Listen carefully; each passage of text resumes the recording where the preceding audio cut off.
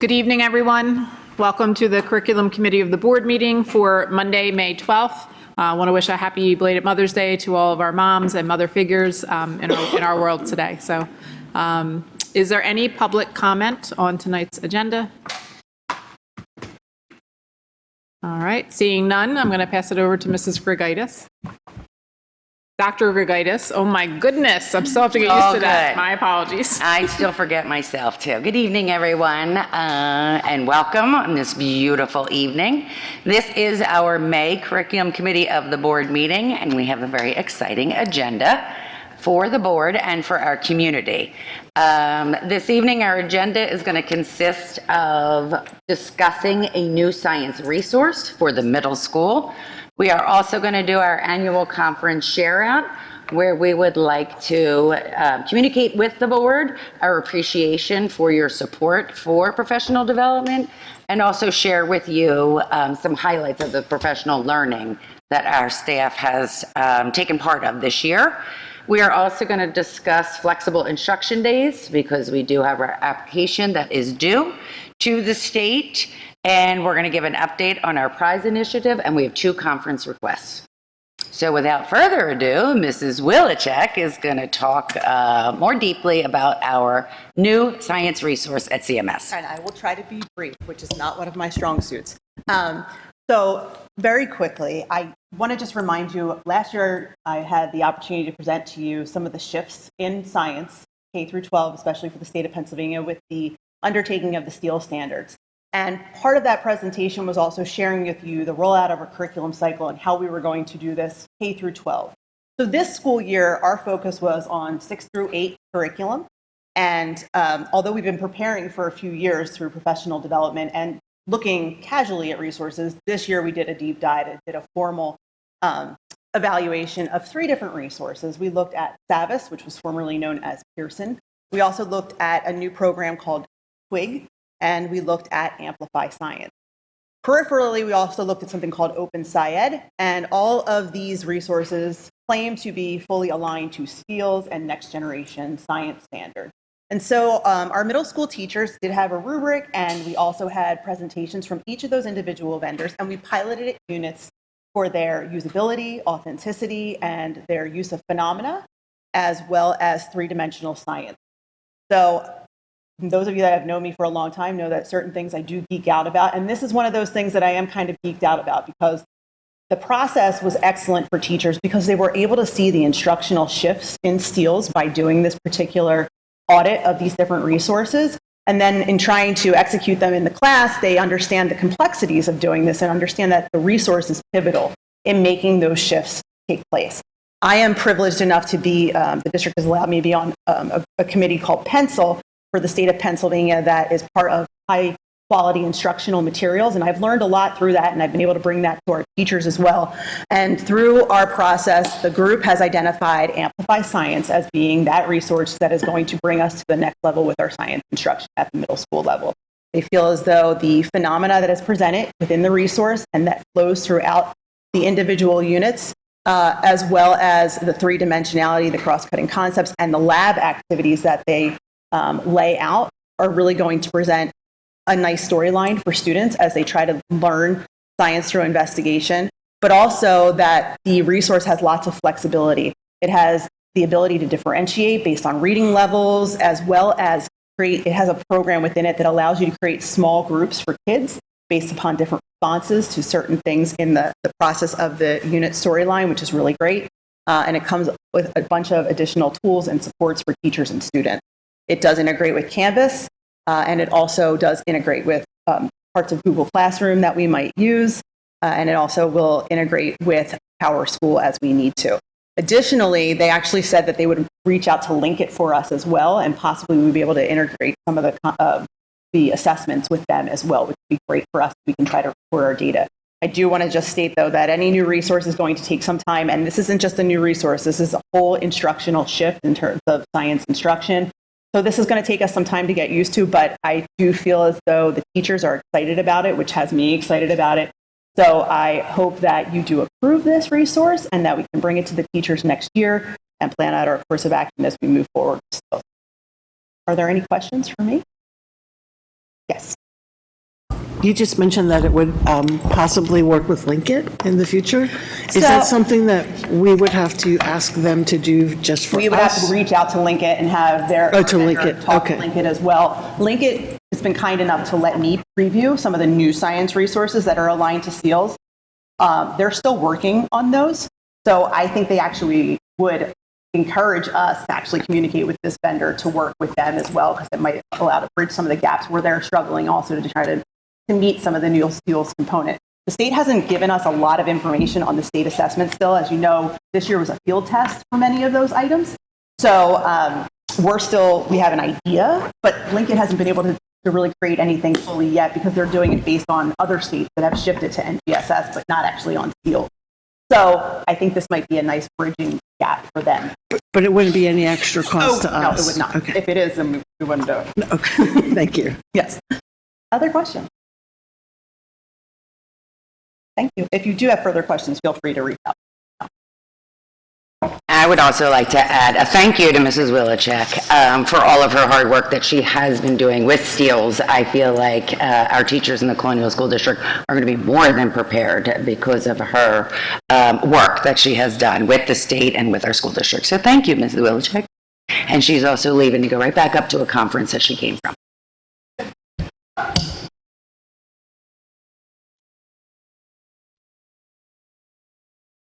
So, as I stated earlier, this is the exciting meeting that we have each year to have our conference share out with our board and with our community.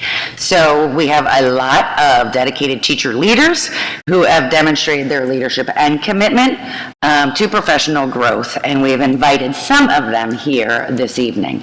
We were not able to invite all because, again, we have a very generous board that does promote professional learning, so we've chosen some to give you an idea of what professional learning we have offered. Each group was asked to try to communicate what they have learned and how our students really have benefited from this learning in this school year and beyond from our teacher leaders. And unfortunately, we asked everybody to keep it to 10 minutes because we didn't want to have a 6-hour meeting this evening. So first on the list, we have Ms. Carpenter, Ms. Gaetano, Ms. Thornton, and Ms. Warwick to come and talk about the NCTE. So we welcome you guys up to the podium. You want to? Either way. Yeah. All right. So thank you so much for sending us to the conference, inviting us to share.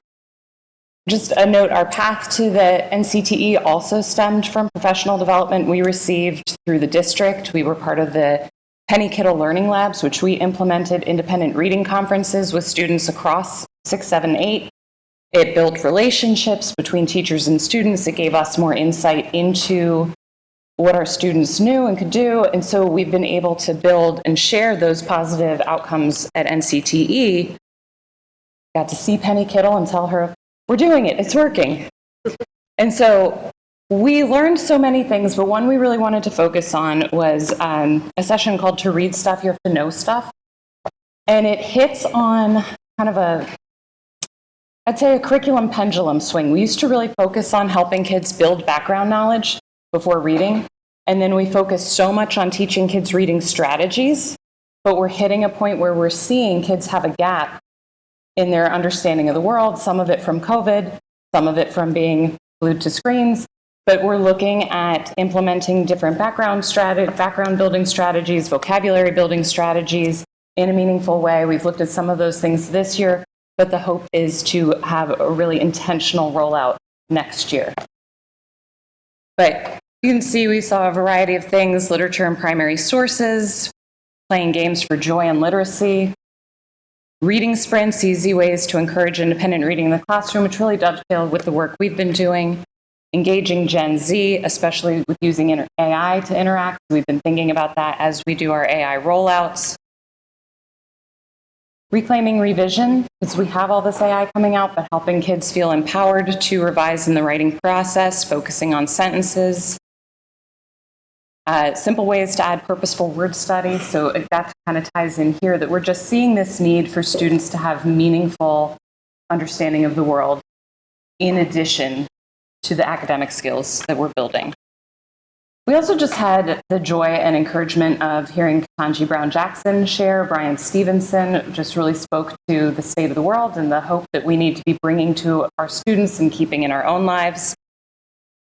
And for me as a librarian, I got to meet a lot of authors, which was really exciting and encouraging. I got to collaborate with other libraries, with other literacy leaders in finding accessible text for our students and building out my curation list for the upcoming year. And this was, do you guys want to share? This was like a really special one for you. Okay. So we also got to be a part of a panel with Kwame Alexander and Jared Amato. So Kwame Alexander is a very famous young adult author that we promote a lot of his books in our classrooms. And really his big thing is engaging all readers of all levels. And he does that by writing a lot of his novels in verse because it's, shorter pages. So it, increases the reading engagement. It helps build fluency.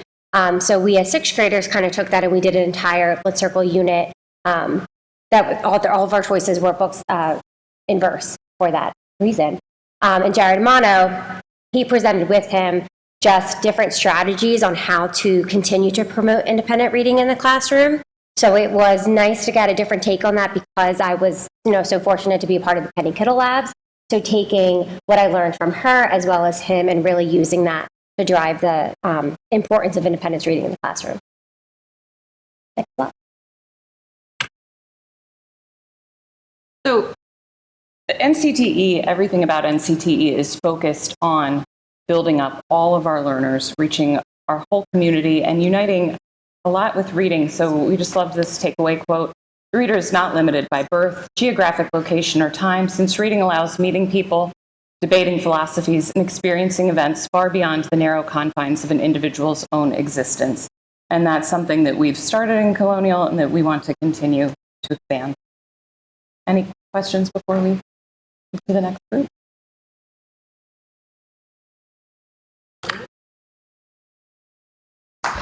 Thank you very much. Our incredible teacher leaders at CMS, we appreciate that. And our next group, unfortunately, was unable to be here, but they did want to share. These are two fabulous teachers from Conshohocken Elementary School, Miss Carter and Miss Noel. So they had decided that they, again, were appreciative of expressing their appreciation to the board and wanted to do it in a video format because they could not be here. So. Okay.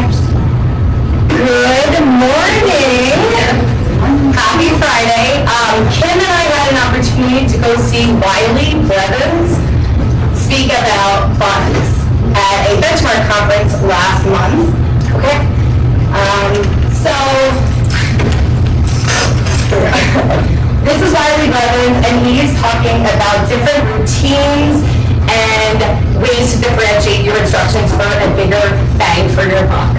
Okay, do you want to talk about his main points? Yeah, so one of his big goals is differentiation. And, the big takeaway is that it's not something you're only doing at a small point of your day, back at your skill group, back at your table.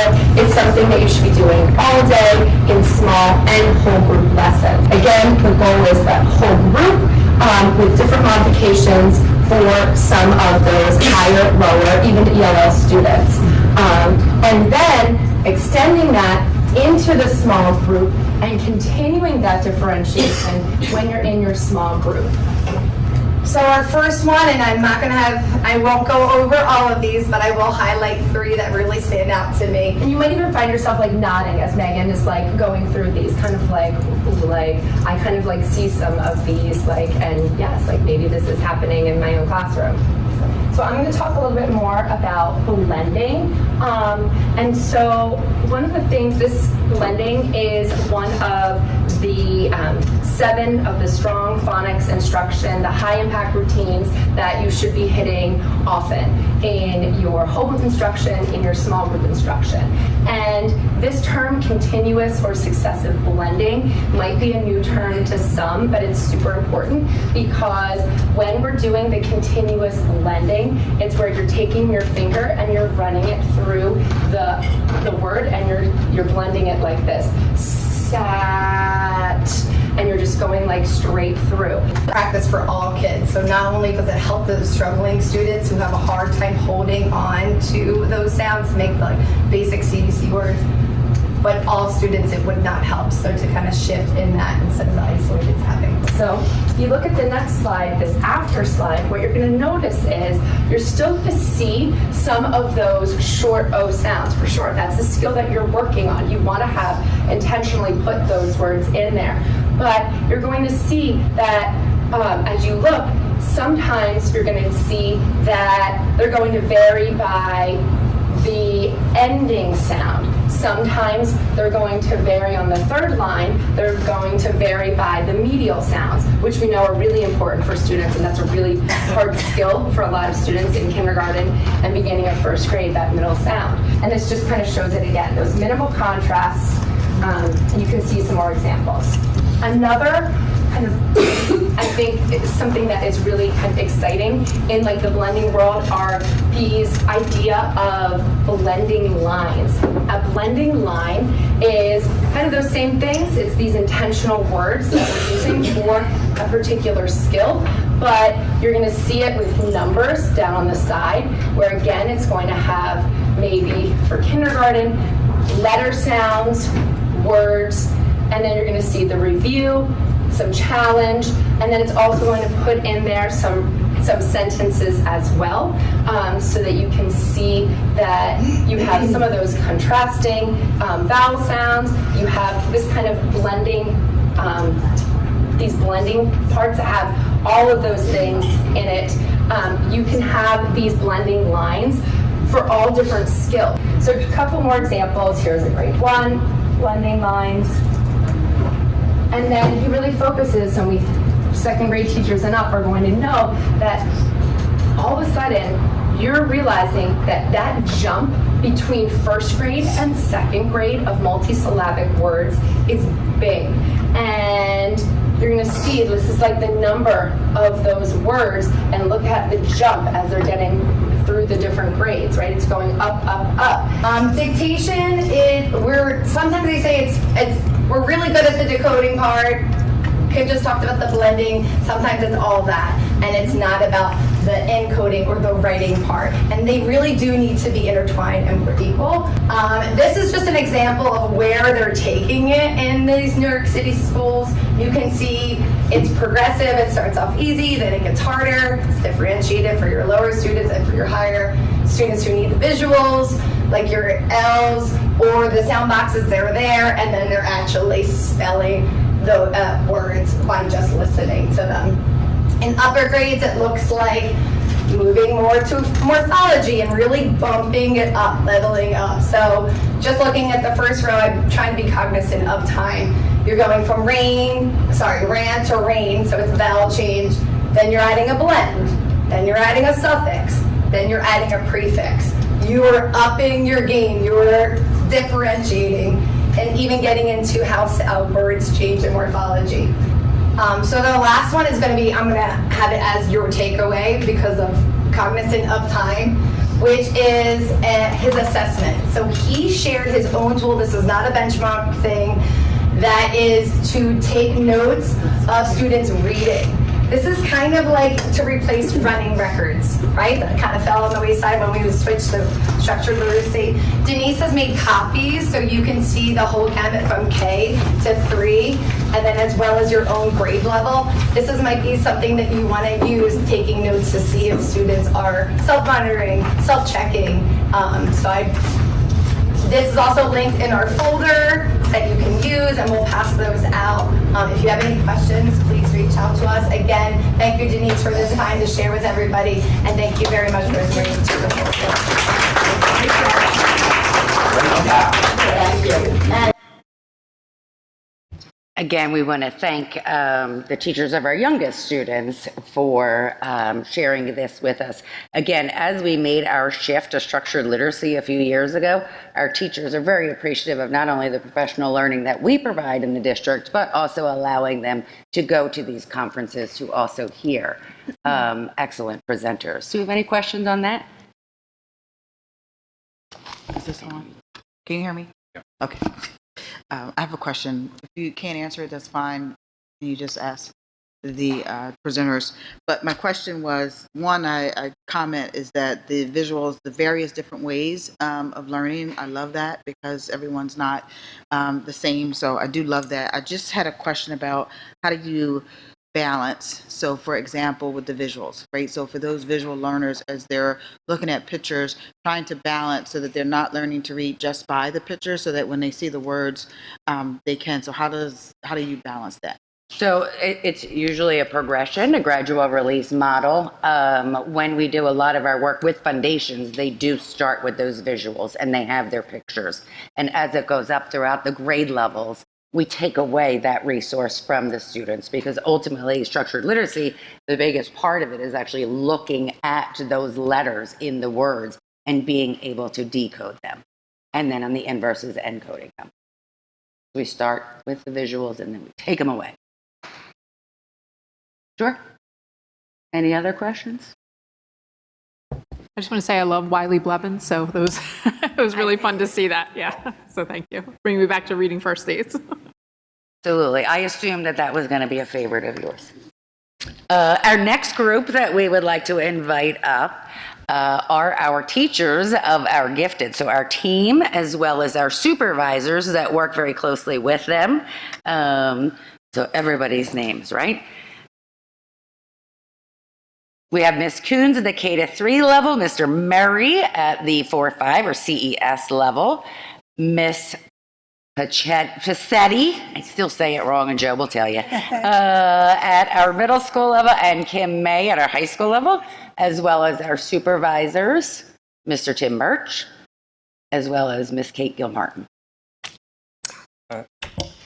Thank you, Dr. Kirkaitis, and thank you all for allowing the Gifted Support Team to share out and present an overview of what gifted services can look like within Colonial School District. Ms. Coons, Ms. Murray, Ms. Pacetti, Ms. May are here from both the elementary and secondary levels to share out some programmatic highlights. And at the end, we will share out professional learning opportunities for gifted support teachers and takeaways from the Gifted Educators Network. Gifted services are regulated by Chapter 16, Chapter 16 of the PA Educational Code, and they have general mandates and guidelines, but ultimately let school districts create their own procedures and eligibility criteria. I'll turn it over right now to Dr. Gilmartin for her to elaborate a little further on the identification measure. So just a little bit about how students come to receive gifted support services in Colonial. We do employ screening at the second grade level.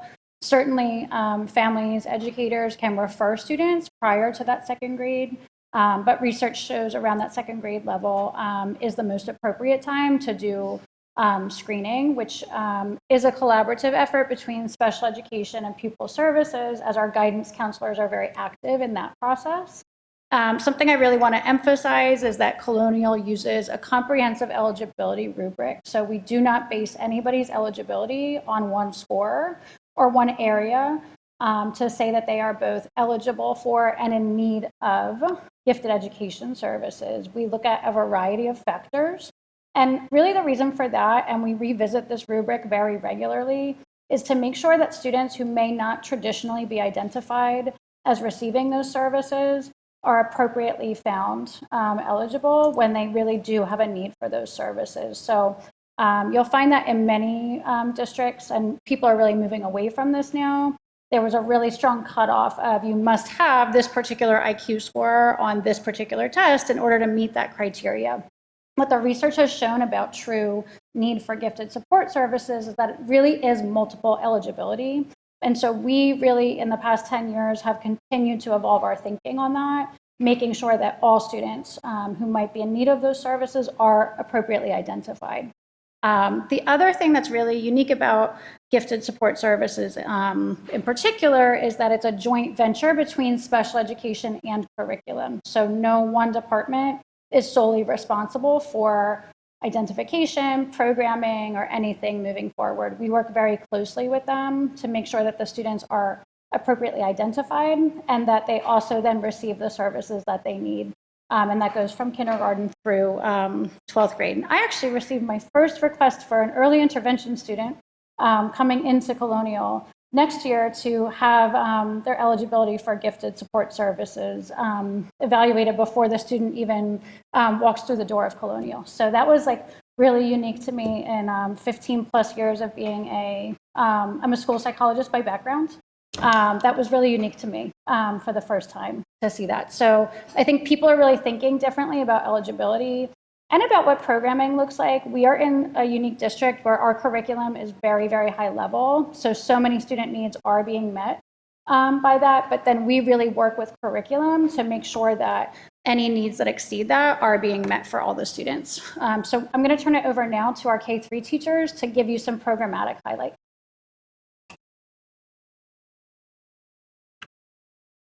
Hi, my name is Stephanie, for those who don't know me. But I just want to thank those of you who do know me, because I do have some parents on the board, and I do have some parents here as well. And it's just such a wonderful, gifted community in Colonial. So I have the pleasure and the joy of working with our littles. And they come to us really in second grade, but not necessarily in second grade. And we really do highlight in the K-3, a path of both math and we used to say ELA, but really more it's an integrated approach.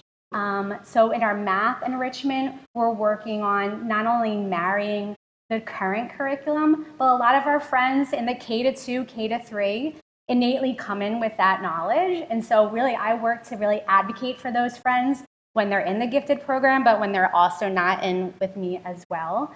So typically we address the current curriculum, but if they're able to, after 1 or 2 exposures, access that curriculum, then we move on with enrichment and we typically fly. And a lot of that in math looks like I use a lot of the Drexel Math Forum, which is typically very algebraic in nature. Lots of times my friends are building proofs and they're not even aware of it. But for me, especially in a post-COVID arena, I feel like a lot of our little friends really don't have as much problem solving or critical thinking skills as they once had. There was a lot of learned helplessness that came with being on the screen at such a young age.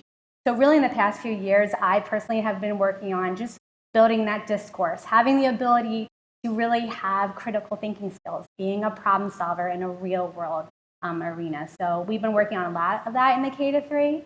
And I'm going to pass it on to Chad for the ELA portion. So when the kids come to the 4-5 building, and good evening everyone, we kind of take what Steph did, and we're still getting them to realize, recognize, and appreciate their gifted abilities. Some kids want to mask that. They want to hide it. We want to make sure that they come through and really shine. And we do that through not only enriching the curriculum here, but I also work with the gifted network at the intermediate unit. And we prepare kids to participate in things like in CalcuSolve, which is both a team approach and an individual approach to math problem solving. We involve them in a 24 competition, which is a little more speed oriented with those kids with multiplying, dividing, adding and subtracting to make 24. And then we also do things, there's another program with Math Olympiads, which are the program that we do is the elementary level, which is questions that are for grades 4 through 6 that are pretty complex in nature and yet sometimes simply worded. And it really makes them take that analytical approach to dive deeper in looking at keywords and utilizing strategies that they have. And if we stumble across things they have not yet learned, we use that almost as like a launch pad to go in and explore how we can take that and learn from it and grow and extend beyond the curriculum that we're currently using. When it comes to ELA, which we add that in once they come pretty much to 4-5 building, I get to use a variety of novels in 4th grade and 5th that kind of develop in complexity. And a lot of that exploration of the analytical thinking really goes into diving more deeply into the text, teaching them how to take the story elements and go a little bit deeper and think critically, building and developing their own perspectives and ideas, but also being able to be that active listener and hear what their peers are sharing to kind of build off of that as well. I didn't turn my back, so I apologize. So it's really, really great to kind of have that here at the 4 or 5 building kiddos. So a second part that we work on in the K-3 and moving on to the 4-5 is we've now called it more of like a project-based research goal. It's really more of that hands-on goal, more critical creative thinking. Typically, we start off with that rich literature, so we'll start with a novel or whatnot, and we end up integrating it with a lot of science and a lot of multimedia presentation. I love technology, so really throwing in a lot of coding. And just creating a lot of presentations based off of something that they're passionate about, something they want to dig deeper. So we'll start off in one area where we're all reading maybe the same novel, and we end off in about 11 different tangents based off of what each child is individually interested and passionate and wants to learn more about. Also kind of adding in a lot of the engineering and the STEAM and coding, and just creating an area where they are able to really show off what their passions are, and build also a lot of those strengths of where they're getting back into that critical thinking and really still pushing a lot of that problem solving as well. To build off what Stephanie just shared with you, I think a lot of what is great about this part is incorporating that student choice as well. So when you get that topic or area that you're going to investigate further, trying to put choice in there, whether it's choice of topics or choice in how you present out the information that you learn. For example, in the one unit that I do, kiddos can create a Google slide presentation. They might do a write-up that they want to present out. We did a project this past year with 4th graders where going through the design thinking process, they had to take their knowledge of the Hawaiian Islands and produce and products, as well as the different species of animals, and they had to create a creature that could live, survive, and thrive in an active volcano.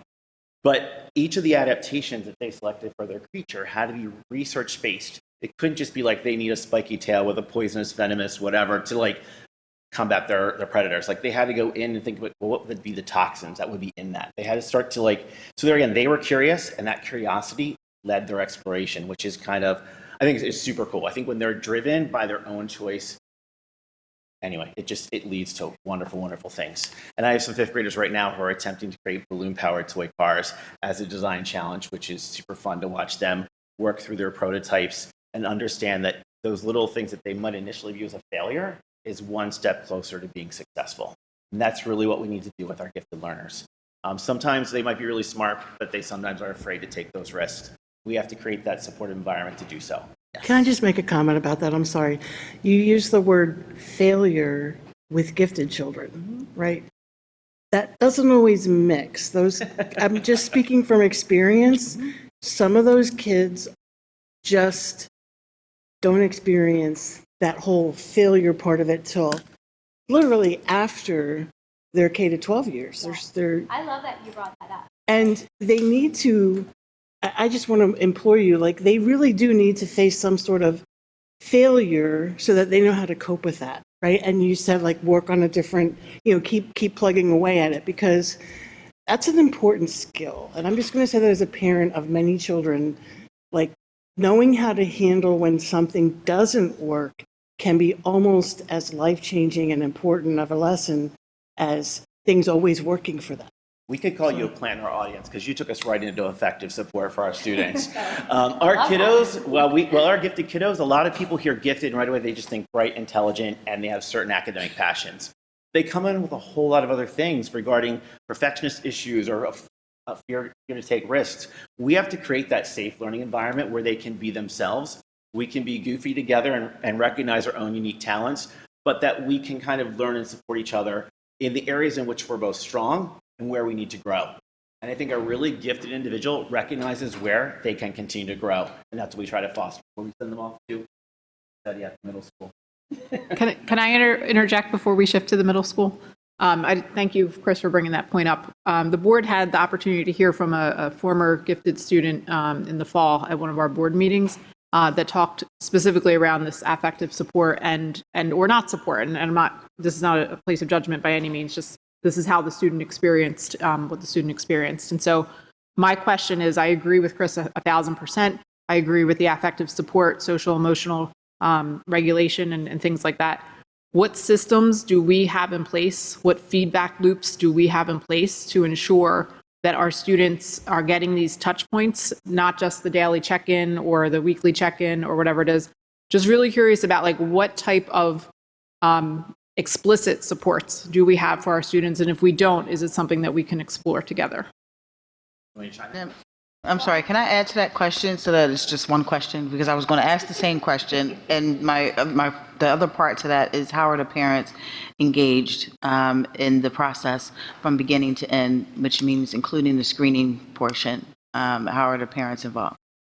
That's a pretty multi-tiered question. So I'm just going to speak for the K to 3 realm. So for me, at that age, the parents are very much involved, and I love all my parents that are here. I think really that socio-emotional piece, especially with the littles, is so important. I can only speak from my program. We practice every week building those skills. So we practice failing. In fact, we specifically fail on purpose. And then we name those feelings.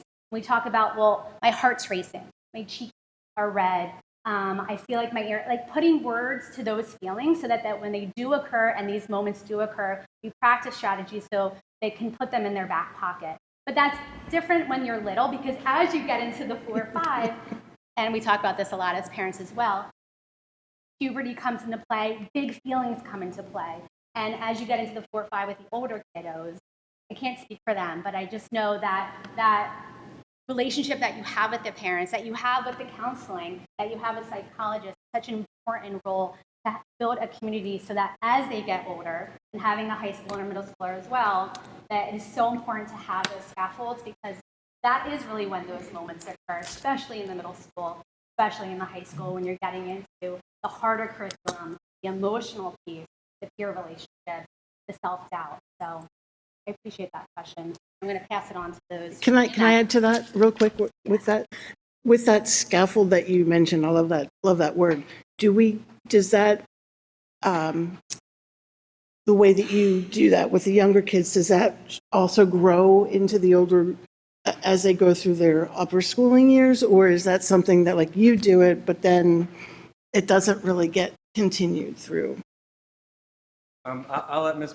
Passetti speak a little more. So when students travel from CES to CMS, we receive and honor all the previously agreed upon GIPs, and then we build upon all those needs that have been identified and the areas that need supported.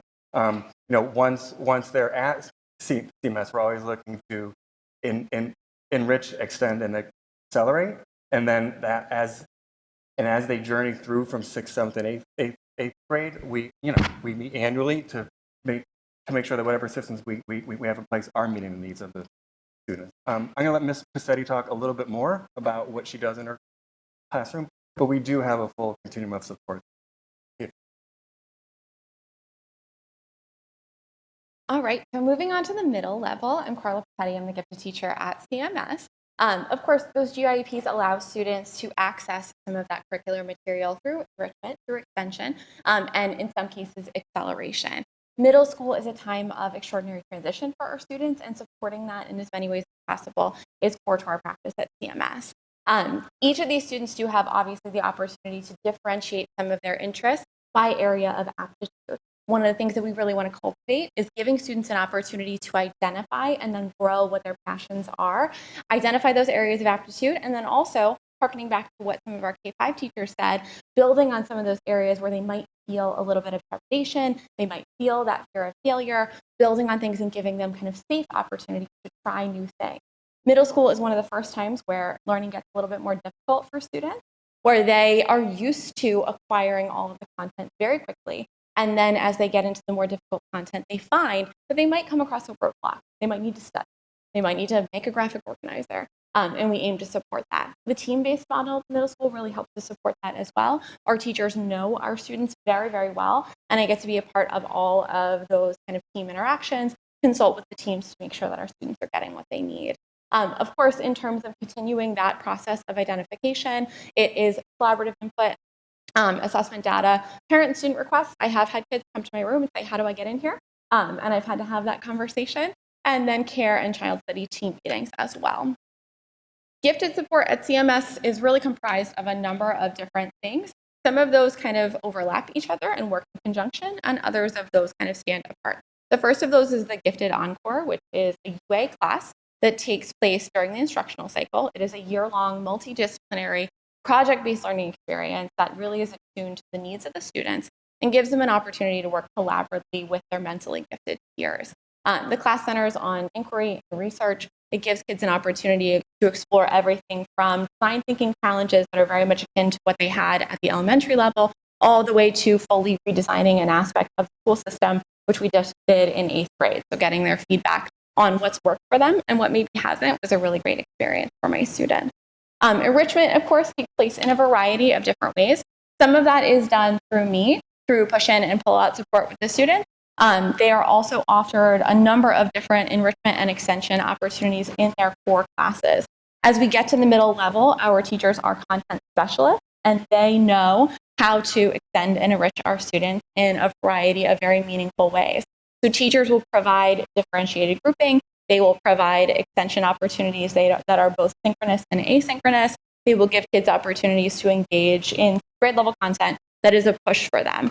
Sometimes that looks like just differentiating a task. Other times that looks like, entirely different content that they're getting. That's done in conjunction with me. Sometimes that's done sort of off stage, where I work with teachers to develop different elements of content so that they can deliver the most kind of rich experience for their gifted learners. And sometimes that means that I'm physically there, either meeting with groups or co-teaching or having pull-out support for our students. At the middle level, our students also get the opportunity to be exposed to their first accelerated classes. So we have the advanced math class in 7th and 8th grade, and I apologize, not accelerated, but advanced. Advanced in 7th and 8th grade. And then those students who do qualify can test into those accelerated levels, where essentially students are moving a grade level ahead of their expected grade level. Extension opportunities are here. Of course, you can read this on your own, but really, again, building that autonomy. We know that our middle school learners really do retain a lot of what they learn and experience at the middle level well into their adult lives, and it's incredibly important to give them voice and choice, those self-directed opportunities, taking an active role in their education, kind of, being in the driver's seat of a lot of their experiences. There are some items on here that are highlighted from this past year regarding things that were open to our students. Junior Model United Nations has been a wonderful interdisciplinary experience for our students. We're actually headed to the General Assembly on Friday, where students will get to meet with other kids from programs in really the Philadelphia area to engage in a full role play of the General Assembly of the United Nations. This year we are China and El Salvador, and we actually have resolution representation in every single room. So my kids had their resolutions chosen in every single room, which is very exciting. They are also very scared because they will be cross-examined, so it'll be fun. We did the stock market game. We had a team place 11th in the Philadelphia region, which was very exciting. They learned, I think, in real time how they can maybe invest their money or maybe not, hold. We do some regional competitions, Dream It, Design It, and CalcuSolve. The kids are very excited about those because they continue those from the elementary level. Future City we've started this year as well, where students design and build a city set in the future. And then, of course, some core course extensions. Again, those problems from Math Olympiad and Math Forum and those advanced writing tasks. But we also have a number of academic clubs that are available to students at CMS, Reading Olympics, Math Club, Science Olympiad, Odyssey of the Mind, TSA. All of those give students interdisciplinary opportunities to really build some of their skills, work collaboratively with other students, and push themselves even further in their areas of academic interest. Setting that up is really important for what we see at the high school, because students will need to access that more rigorous coursework. They will need to make, again, more of their own choices and start thinking future forward. So I'm going to go ahead and turn it over to Ms. May at the high school. Good evening. I'm Kim May. I'm the gifted advisor at the high school, and I have the privilege of working with a group of wonderful and talented young people and their families to make sure that their experience at the high school is rewarding and engaging. And that's really the heart of what I do there, is the communication with families, making sure that their experience is challenging, rigorous, as well as individualized. We have different approaches that we can take with gifted services at the high school. We can provide enrichment or acceleration or a combination of both. Many of the gifted students currently at the high school are in the mode of combination of enrichment and acceleration. All of my students who come to the high school have already been identified, except in rare cases where we may have a transfer student into the district or someone who was not previously identified at the younger grade levels. When we're thinking about enrichment and what that looks at the high school, these are just a few ideas that our teachers implement into the classroom. We always try to embed enrichment into their current course load rather than outside independent research. The reason being is that these are like high-flying students who are also involved in clubs, activities, student leadership within the school building. They're taking some of our higher tier courses, the honors AP level, and most of them will end up taking dual enrollment courses on and off site. Sometimes we have to even get creative with their schedules. We also have virtual high school where they can take courses online built into their school day for perhaps courses that they have maxed out on, most likely in the math area, but also in areas of interest. So we have American Sign Language, and we have different languages that they might not have opportunities to take physically within our building. We also take a look at specialized grading rubrics, tiered assignments, challenge by choice, so they do have student choice embedded into their coursework, and alternative projects based on their readiness, their interests, and their passions, as well as lateral exploration. And really, the most important piece of my job is collaborating not only with families, but also with regular classroom teachers in how to differentiate using pre-assessments in order to do course compacting. So that it is individualized according to the student's needs and when it's appropriate. The next is the acceleration piece that kind of marries well with the enrichment. Like I mentioned, we do have comprehensive programs at the high school that students have the opportunity to explore. So we have a variety of different advanced placement courses, like I mentioned, dual enrollment on and off campus, the IB program, as well, which is a rigorous program for 11th and 12th graders, VHS, as well as independent study when they are engaged and interested in that pathway with mentorship, whether it's me providing timelines and resources for them, or they find a mentor in their community in which they can explore certain interests. A lot of the students at the high school are interested in what does it look like in 4 years when I go to apply to college, and how we can kind of help them develop into a well-rounded student that has leadership opportunities, that has maintained a rigorous schedule all 4 years, and has really taken the risks that were necessary in order to accelerate. And we deal with a lot of the same things that you have heard from the other grade levels, the idea of autonomy. One of my main focuses is self-advocating, communicating with your teachers, communicating with your online professors, whatever it may be.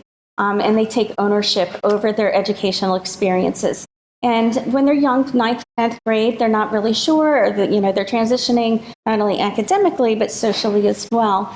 So sometimes there are things that we need to talk through or walk through in terms of strategies, as well as resolutions to some of their concerns. Fortunately, I've had a great relationship with our parents of our gifted kids, and we kind of touch base very frequently, just so that we make sure that they're on the trajectory upwards. The last piece I have is really for the whole K-12 gifted team, is the professional development opportunities that we have partaken in, starting within our buildings and then district level and then outside of the district. One of the biggest things is collaboration and cross-articulation, especially with the regular ed teachers who have our gifted students in the classroom. We have district workshops where we reviewed how to write gifted IEPs and goal statements and things along those lines, and to develop the SDIs. Outside, the MCIU has been really integral in terms of teacher development in this area.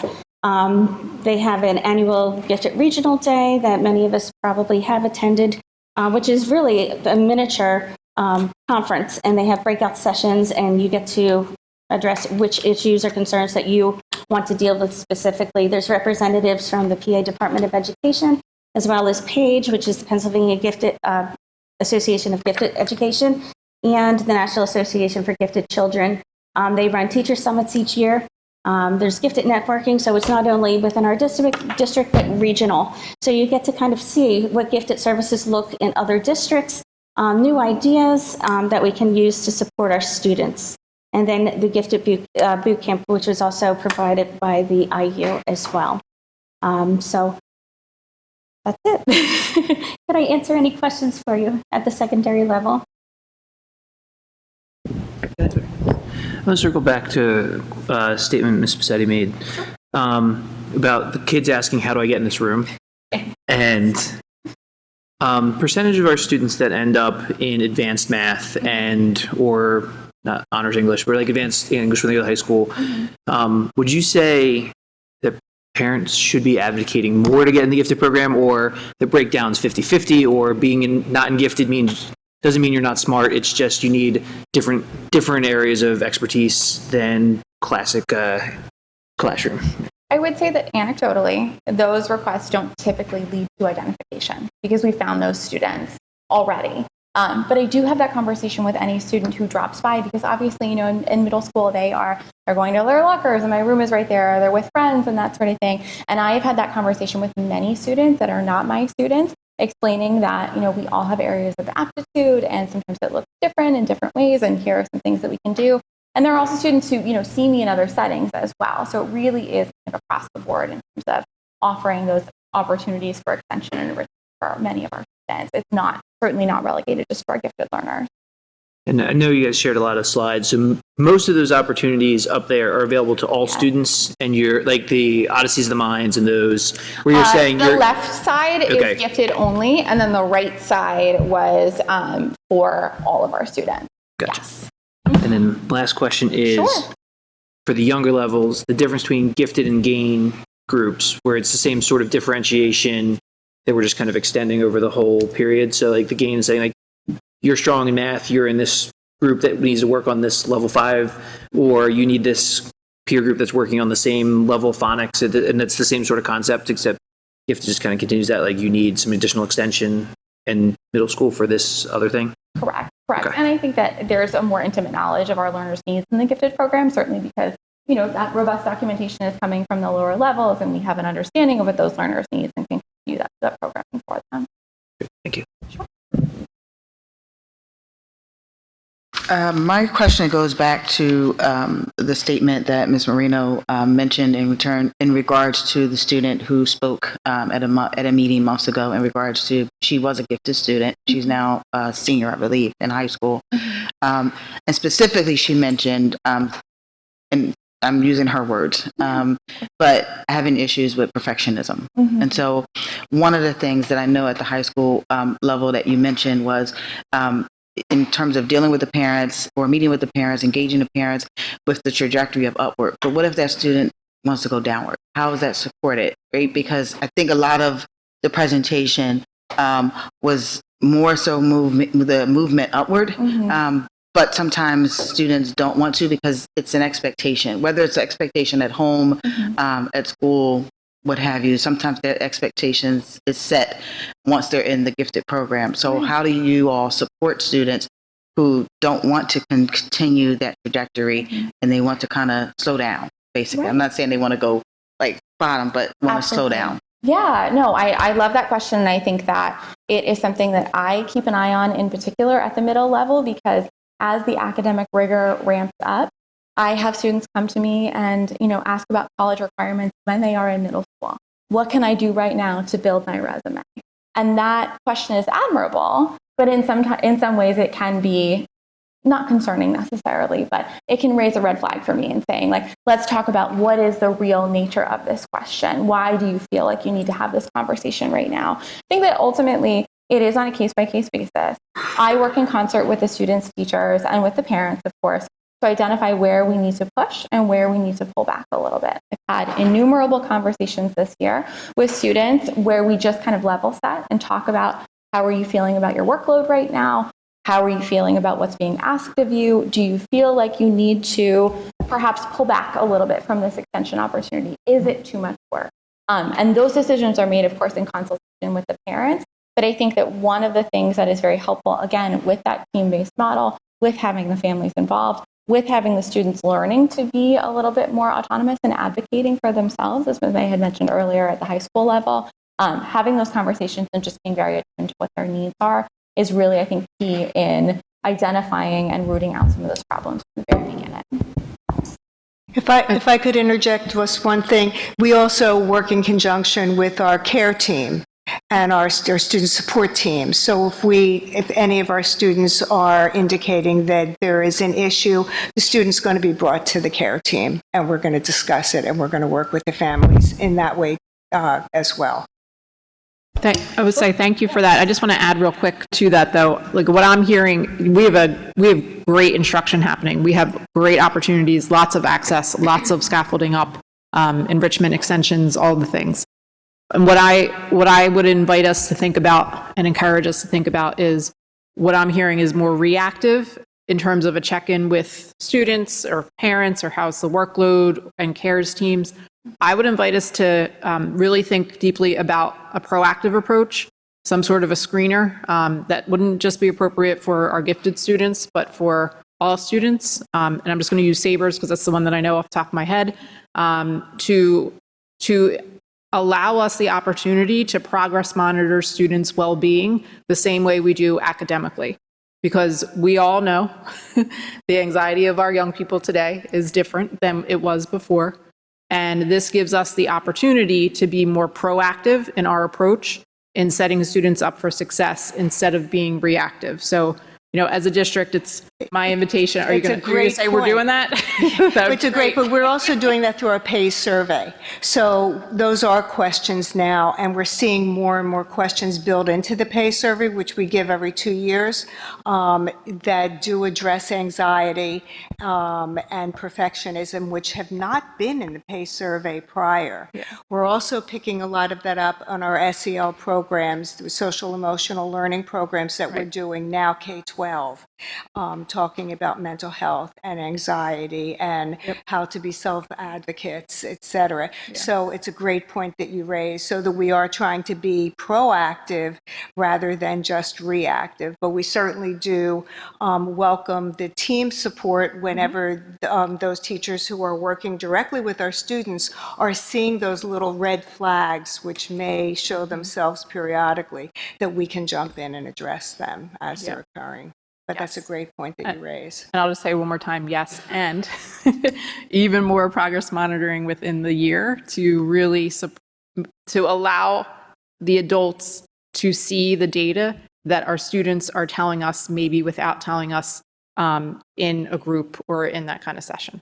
So I'll stop there. Thank you. Sorry, I just have one. I just have one quick question. On average, I guess more so in the middle school and high school, what percentage? And again, I'm sure it varies by student, but on average, what percentage of a gifted student's day is spent in the gifted classroom as opposed to called standard? So currently, the gifted elective at the middle level is one of the instructional days out of the 6-day cycle, and then in terms of breaking it down, I mean, I don't know that I'd be able to put a hard number on that for you, but they are exposed very routinely to differentiated opportunities. Yeah. At high school level, we do not have a self-contained gifted classroom. So students are 100% in their regulated courses. I use bonus block and pullouts in order to communicate with students and just kind of do the goal planning for the year, which is consistent. So if I might, going back to Mr. Murray's presentation, if a child is not identified as gifted, right, but does show very strong abilities in a certain thing, like let's just say math, right? We have differentiated instruction within the classroom, but sometimes there's a student that's like kind of above even what a classroom teacher can do with all the other kids in the room. Have you had instances where the teachers reach out or somebody reaches out to help with the differentiation for this, the child in that specific area? Because, parents say, oh, my kid's, he's not as good in this and that, but he's like way over the top here. What to do with that student? There are students who will demonstrate really strong academic skills in one content area or another, but do not qualify for service group evaluation process. That usually comes down to figuring out how can I support that teacher, supporting that student, because a lot comes down to like scheduling. With the school this size and the number of clusters like lunch and when you pull children, it ends up me trying to find time in my schedule to try and solve one-on-one with that child, which I very rarely have done. Past role. But a lot of it comes down to really conferring with the teacher and making sure courses so that they can differentiate for that higher abilities. So I guess part of what I'm asking is there collaboration between some of the things that you do in the gifted program with the regular classroom teachers? So yes and no. So over the time that I've been in this role, Principal Rock and Tower have put me with multiple. So you kind of start to develop and you build over those teachers. Then as you go to another cluster, they kind of work and share things out. They also share among themselves. I interact with my teachers that are on my current students' load. They interact with them all. I'm either popping into the room or casting in the hall. But with those teachers that may have that really high math student, unless they reach out to me and they say, I'll ask some details about is this a high. I ask them what they're seeing and do they think is it unit specific this across the board, and then from there we talk plan and determine what. And that will honestly vary from kid to kid, very individualized. We also have subject area difference. So there are dedicated to math versus dedicated to ELA, which I think allows them to, as they work with Mr. Murray over several years, take that skill and apply it. I think you're also speaking directly to why we are opportunities in over the past years. A lot of districts look at as differentiate how do we reach some of our neediest learners. And I think especially here in this building, I know I've really been challenging ourselves for the end of that as well. So there are very few things that are kind of kept by the and that kind of leads into middle school too, where about what percentage of the day are. But there are opportunities that it goes. We also have an period at the end of the day where extension, but very much Murray, she's building relationships with cohort teachers.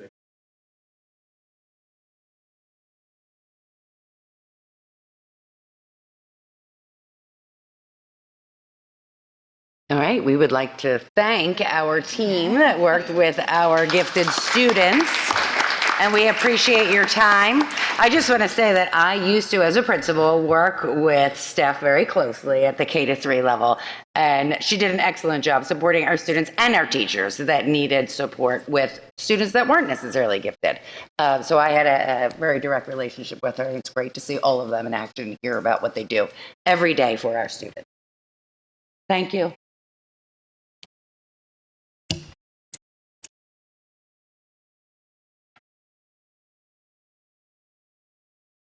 All right, and we have Miss Alinas here to present to us about multiple representations in math.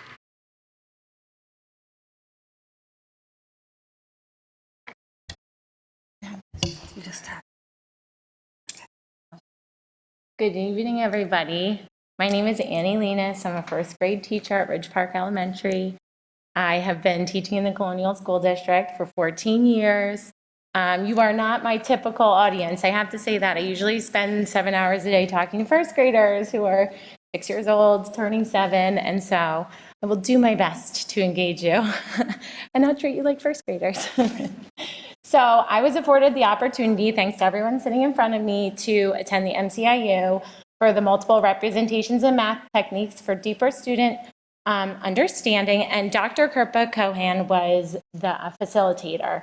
And I have to say, as soon as she found out I was in from Colonial, I was the only person there from Colonial. She kind of already gave me a pat on the back. She said, your program is fantastic. She said, Ed Merck is wonderful. She worked with him closely, and right away, from the moment I stepped in there, she was giving kudos to CSD. So that's kudos to everyone else in the room as well. So the goals of this workshop, let me tell you why I ended up there. I went by myself. Because I've been teaching for 14 years, I have this very diverse group of learners this year.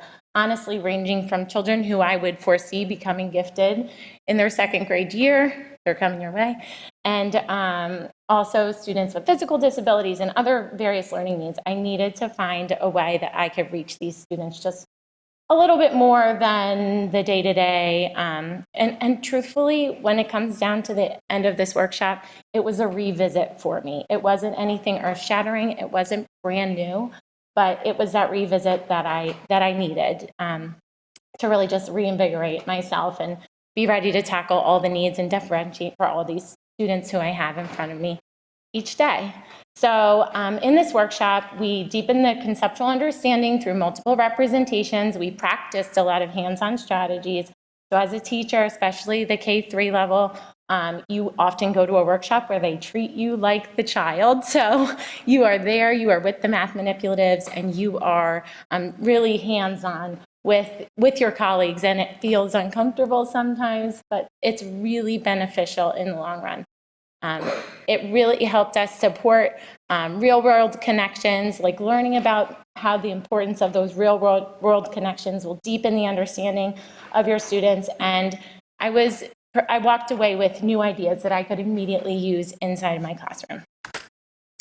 So here's the why the multiple representations matter. It does enhance the comprehension of the children, as we have already mentioned in multiple presentations, that all these children learn differently. They have visual learners, and we have our auditory learners and our kinesthetic learners. And this really approaches math through all of those lenses to support the diverse learners and the learning styles that we have in our classrooms every day, helping to build the flexible problem solving, which I feel like goes hand in hand with just life, but along with our gifted program.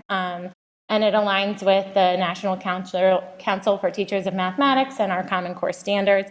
And just this little simple visual, very kindergarten, first grade, like the visual of adding two things together. I feel like we have these counting bears in kindergarten and first grade, and they're different colors, and the children learn to sort them, and they play with them, but they also, learn that they are also math tools. And I think in the day of technology and with access to iPads and Chromebooks at our hands, that it's easy to step away from that concrete representation, and that is just so very important. And that was one of the revisits that I took away from this conference that I attended. Here's a quick example. So I taught third grade and second grade prior to first grade, and this would be more of a second or third grade example. But if the task was for a child to represent 3/4 in 4 different ways, that is something that not only is challenging for the child to do, but it needs to be explicitly taught. So it's important that the teachers are showing these concrete, and teachers, as in myself as well, that we are showing the concrete examples using those fraction bars, fraction strips, things that children can actually tactily get their hands on, along with pictorial representations, showing them how to draw those equal parts of the bar model or of a circle, how to symbolically write it in a decimal form, or 3/4 out of 4 parts, and then to verbally say it. So that child that doesn't understand what's going on visually, but when you finally say 3 out of 4 equal parts, they say, oh, I understand that. So really showing it in every way possible to reach all the learners who are in front of you. So this was a mat, very similar, not the exact same mat that Dr. Kirpa had placed in front of us. And really what she wanted, we were representing in the session, we were representing the number like 354.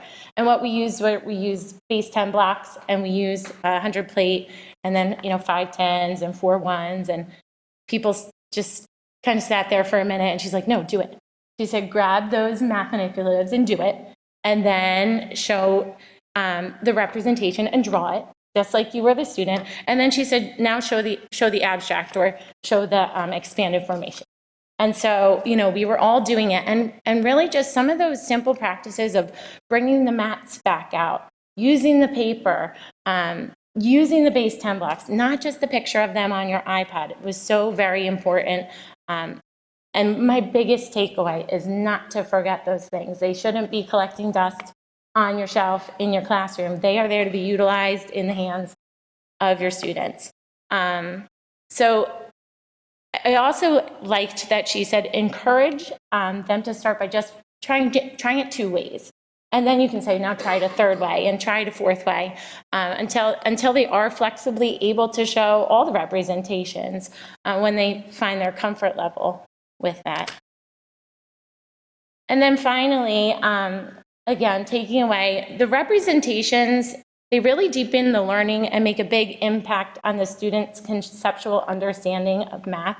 And sometimes people shy away from math, especially when the numbers get bigger or subtraction feels difficult. But this is to bring them back to showing them that math is fun.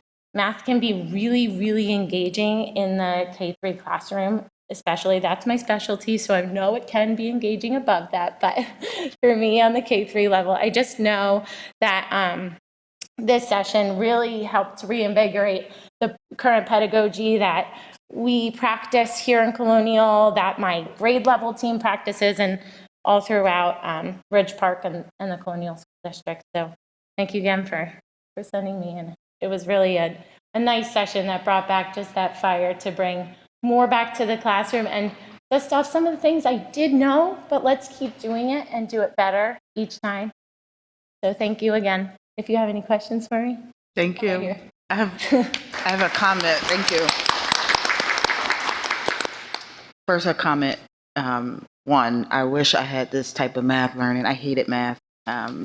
Hated it. And then when you guys, my daughter was in 3rd grade. She's now a junior in college, but I had the opportunity to go to a parent workshop and relearn math. And so your statement in the beginning in regards to your why, I like the fact that you mentioned that and that I think you used the term revisit. It was a revisit. Yeah. And so I appreciate the why and then being able to bring it back full circle to the classroom. So I just wanted to let you know that I appreciate that. Thank you. About you.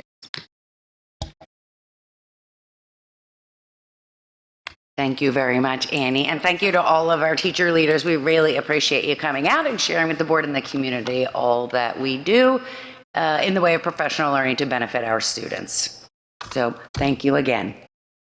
It is time for us to, we do this every other year, revisit our flexible instruction day programming.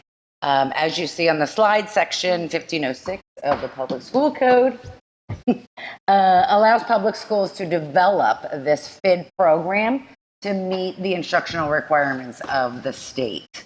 So while public schools are expected to build in makeup days, there are cases where we are prevented from delivering our instruction. It could be a snowstorm, it could be an outage in one of our buildings or multiple buildings in which we would utilize a FID day. The next slide, Mrs. Aiken. Public schools are allowed to participate in these FID days once our program is approved by the board and submitted to PDE. We will then know by August 1st if it is approved. School districts are allowed to use 5 FID days in a given year if their program is approved. So we applied 2 years ago, we were approved. The program is actually attached to Flexible Instruction Days. It's on our website. There are a number of questions that we must answer from the Department of Education, and then we must be able to communicate them to our community. So, Mrs. Aiken, if you could just link, it goes right to our school's website, our school district website. So many of our families and community members have seen that. The frequently asked questions are really the questions that the state is asking us. You will see this for approval on Thursday's board. Any questions or comments about our FID days?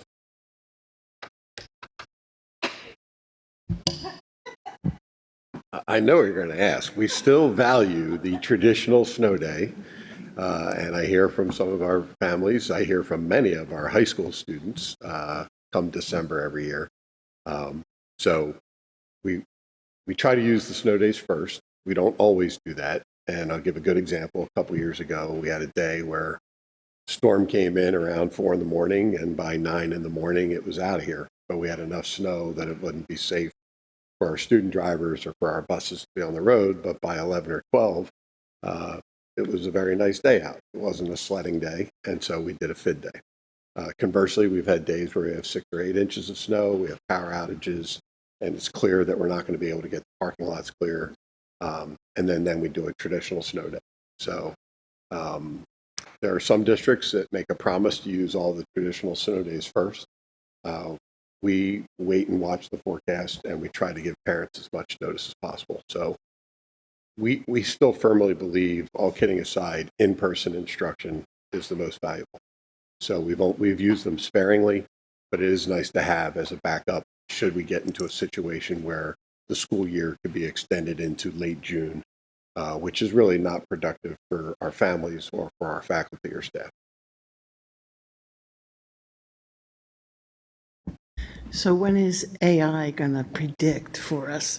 When is the true, how much snow we're going to get, you know? That's an excellent question, but Mr. Lally, Mr. McDonald, and I drive around 4 or 5 in the morning and make those decisions as best we can. And I don't think AI will ever replace that. I'm curious also around any feedback loops that we've had the opportunity to engage our staff with around the FID days and how they've been going, even our staff, our students, just to continuously refine, and improve anything. Have we had opportunities for that this year? And if so, was there any significant? We only had 1 this year, right? Yeah, we only utilized 1 this year, but we do continuously talk with our staff. We also typically receive great emails from our community members and our families. We do have a nice balance of synchronous and asynchronous opportunities for our families. So we do keep that in mind, what it is like to have a house full of children while you may be working as well. Sure. Is that done based off of levels? When the asynchronous and synchronous learning, meaning that grade levels based off of the grade levels, because obviously one works better for younger than older. So it's done at that level. I have 1 left in school. So all of our schedules are planned at the building level, and our principals work with our teacher leaders at those levels. And we want to make it, just like you're saying, developmentally appropriate. We're not going to have a kindergartner in an ELA class for 90 minutes online. That's just not feasible. I know there's a lot of thought that goes into flexible instruction day versus snow day. And as someone who's in the board and as the weather forecasts are coming in, I know you guys are thinking about it and that the community isn't always in on those. Is there ever a scenario where we could do like a FID day for 6th grade and up, like the kids who can take a full day online and learn versus the childcare where you're really burdening the parents to teach the kids for those days? Would that be a possible scenario for on our 3rd FID day of the year and we've already used 2 snow days or something like that? That is possible. I would consider doing that, but not the inverse, because often if you did a FID day for the elementary division in person for secondary, depending upon the timing of the storm, frequently older children are helping watch their younger siblings. Yes, your scenario is possible, Mr. Carpenter, depending upon the timing of the storm and road conditions. This year, probably the past 2 years, more than ever, I've done more calls where I'll call the night before and say, at a minimum, it's a 2-hour delay. We'll reevaluate in the morning. I will not, as a practice, call in the morning and say, we're a 2-hour delay. If we do that, we have to go through with a 2-hour delay. If I call a 2-hour delay, there are many of our parents and guardians who will go to work and leave their 4th through 8th graders to get ready and go to the bus stop. And then if I close, now they're home alone, right? So if we're going to go 2-hour delay that morning, we need to open. And so FID is off the table. But the night before, I'm trying to give parents and guardians at least some time to prepare. But the capriciousness of the weather often dictates that. I noticed this year some of our neighboring districts more and more were calling closed schools like by dinner time the night before, and I respect the decision. I don't particularly agree with it. Sometimes you have to let the weather actually happen. But we have many parents and guardians that have hourly jobs, and they're relying on those positions to take care of their families. So it's an imperfect science, and we try to communicate as clearly as possible. But FID is a backup. We prefer in-person, maximize our in-person days. But it's there in case we need to meet the requirements of PDE and still make a connection to our students, particularly if we have I guess it was about 8 to 10 years ago, I was in another district where I think all the districts were closed for a good 5 to 7 days due to the ice storms and those types of things, where we couldn't get to school, but it would have been great to be able to connect with kids, particularly at the secondary level. Yeah, sorry, I meant scenario-wise, like, older kids, you have to learn. Younger kids, you're just off today. Like that scenario where the parents. I meant in a scenario where older kids, you still have to learn because you're old enough to do this autonomously. But the younger kids, you guys are just off today. Oh, sure. We could do that. To make it a little easier on the parents who have we do, provided we meet the 990 hours of instruction that are required by the state. Sorry, I misunderstood your question. Any other questions? Okay, so you will see that on the board agenda for Thursday night. And at this time, I'm going to invite Dr. Figueroa Douglas up. If you do recall, a couple years ago, we brought an opportunity to the board called Prize, Partnering in Raising Inclusive, Zealous Educators with Westchester University. So it's been a couple of years, so we're just looking for an update. And it's an exciting one. Yes, it is. Good evening to the board. Good evening to our staff here at CSD. And of course, our stakeholders within the community, good evening. And I am pleased to share that the Prize initiative is growing and growing significantly. And I want to first start by saying and offering great appreciation to Dr. Christian and Dr. Grigaitis, central administrators, for seeing this vision through. To make a very long story short, I worked in a school district where we were trying to get the Prize program off the ground in that district. I started in October 2022 here at the Colonial School District, and by December 2022, we had an MOU from Westchester University for this Prize initiative. And I think it says a lot about the responsiveness, the innovative vision that the leadership here at the Colonial School District has. So we know that the state of teaching as a profession is dwindling greatly. So the number of students that would graduate with an education degree has significantly declined within the last decade.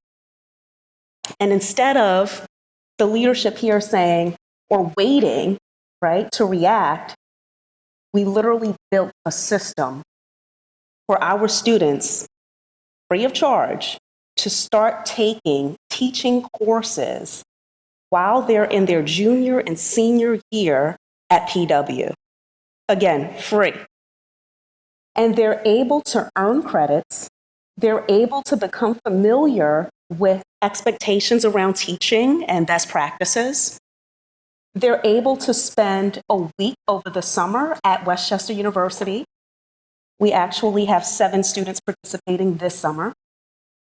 And since we started, we have 25 students that have been involved with the Prize pipeline. But none of this could be possible without the support, the commitment, and the dedication of those on the front line of this initiative. And that is absolutely the counseling department at PW. So now I'm going to hand it over to Peggy to share some additional insight about this initiative. Thank you. So I'm Peggy Ben. I'm one of the counselors here at the high school. This is my 20th year. So I took the Prize program over this year. One of our counselors retired last year, and it's a wonderful program, and it's a wonderful option for our students. And we have Gail. Gail is coming up next year, and I'm actually calling you tomorrow for schedule. So anyway, like Melissa said, we have it's 7 credits an opportunity. Now, not every student does get all the credit.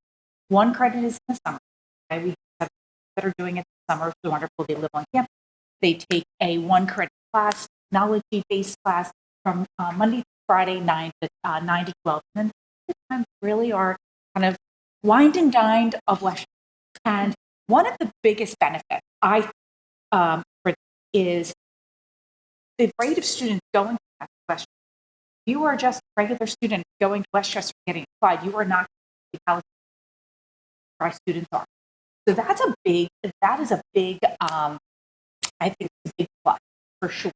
So then in first semester of their senior year, one class for 3 credits, and the second semester of their senior year, they I'm going to be honest with you, there is a little bit of a draw.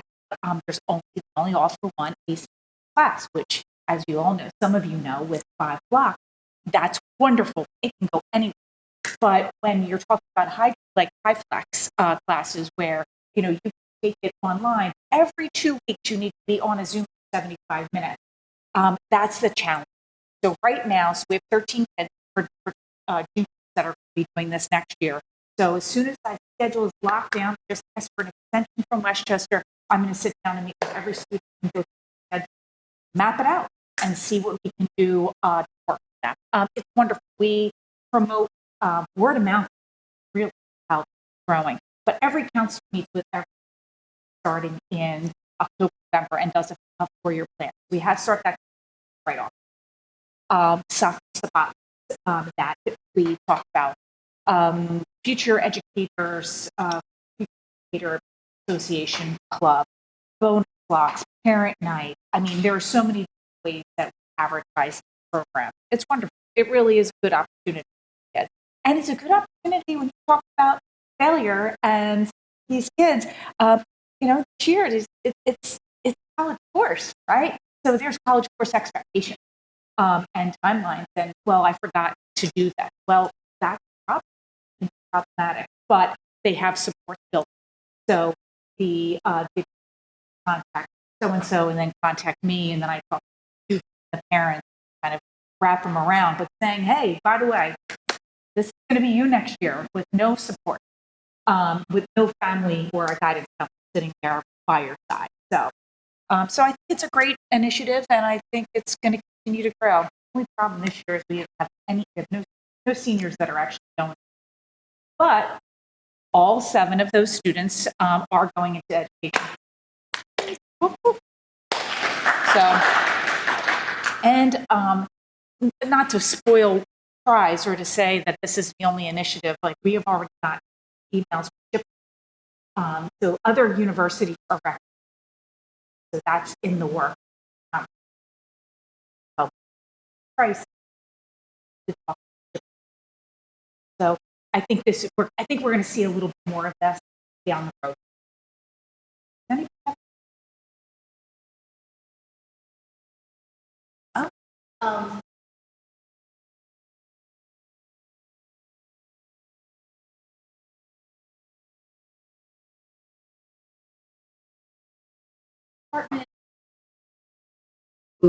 Thank you. Who is available to support me continuously, praxis, et cetera, all the different stipulations and mentoring as well. Oh, yeah, they continue it. It's really nice. It's a lovely, they're really good.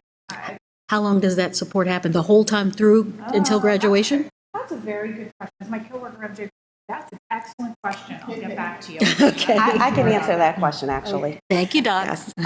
So that support starts while they're at PW. Mm-hmm. That support does not end when they become students at Westchester University. That support continues when they begin their teaching career here at the Colonial School District. So with that being said, whenever we have new teachers start at our school district, every new teacher is assigned a mentor. So with that support is literally built in from the beginning to the end when they return back, which is something else that I want to highlight. Last week, Mrs. Lester, our community relations leader here, interviewed all of the senior students that are involved in the prize program. And even though all of them decided to go a different direction as it relates to the college that they want to pursue this educational journey at, some just because of their family traditions, our students want to return back to the Colonial School District. So the investment is still there. And then you can see the numbers in front of you. So class of 2026, we have 13 students in that pipeline. 7 of them are participating in the Summer Institute. And as you can see, 2024, 4, 2025, 7, 2026, each time we almost double. I'm looking to see 25 on there for 2027. So it's our responsibility as the educators in the room, community stakeholders, to continue to promote this opportunity for our students to take advantage of, be immersed in a real learning experience, and then come back to be teachers here at the Colonial School District. It is something that we are really excited about.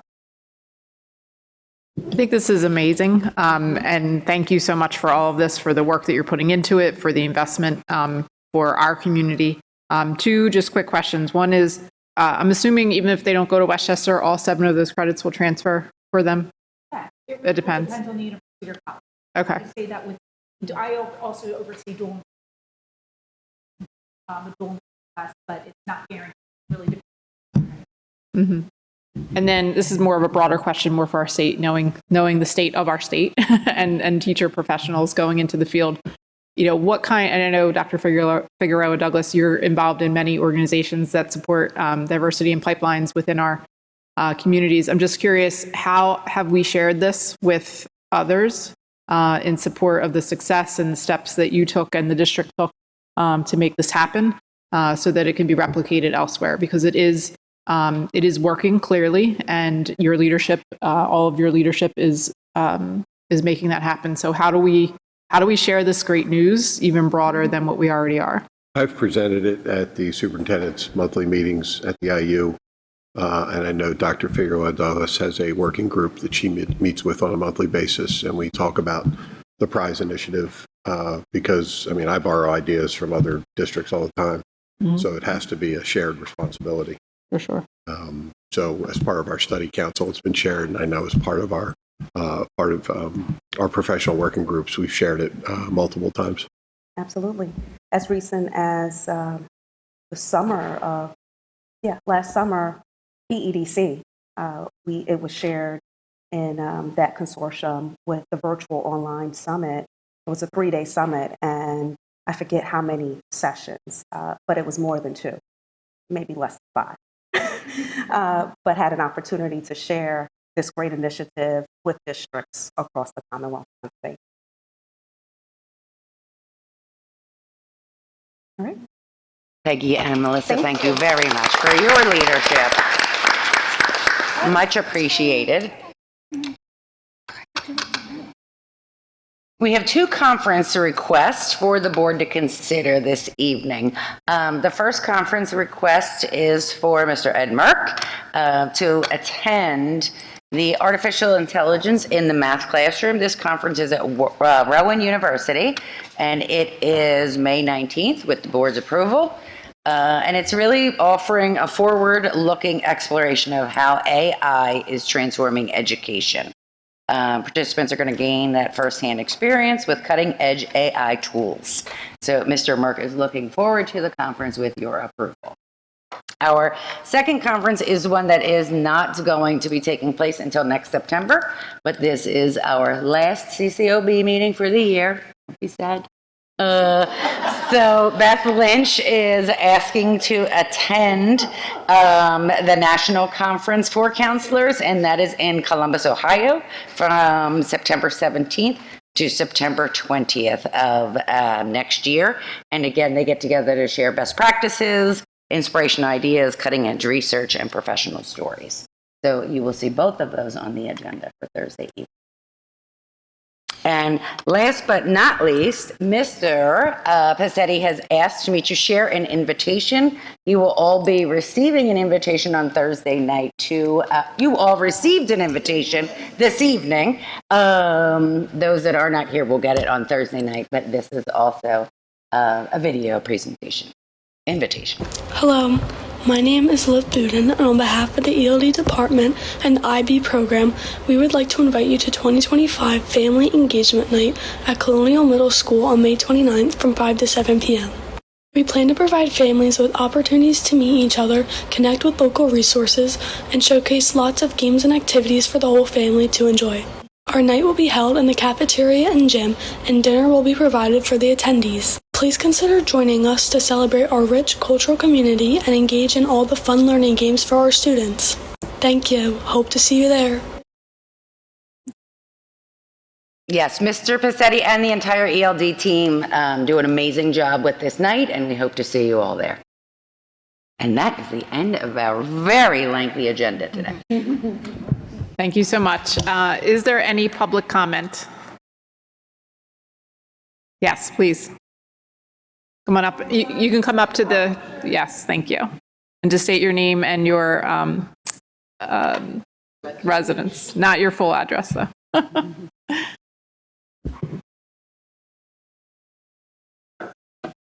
Hi, everyone. Oh, maybe this one? This one? Okay. My name is Diana Minkus. I am a parent of a current fifth grader right here at this beautiful school who is a gifted student transitioning into middle school. I appreciate all the patience of the many people that have received emails from me recently about questions and concerns I've had about my own student or my own child that is transitioning into the middle school. We have been, and I will say, other gifted parents have been asking a lot of questions. We've been talking to students, our current students, as well as students in the middle school, as well as parents of other students in the middle school, to really have a better understanding of what the program looks like in the middle school. And I personally feel like I really haven't received anything concrete or specific that makes me feel confident about that transition. I do appreciate that the board had mentioned how challenging it can be to differentiate instruction in a regular ed classroom with so many multiple levels, aptitudes. I'm also speaking as a former public school teacher as well. And, you know, going into a situation where the Encore group class is only 1 out of every 6 days, I would really love to have a better understanding of what do those actual supports look like for my child, especially as it relates to math. It sounds like the only acceleration available is to test and transition a child into a 7th grade math class, and the schedules don't really align. So I would also love to have a better understanding of the rationale as to why there is not a 6th grade accelerated class as well. Thank you.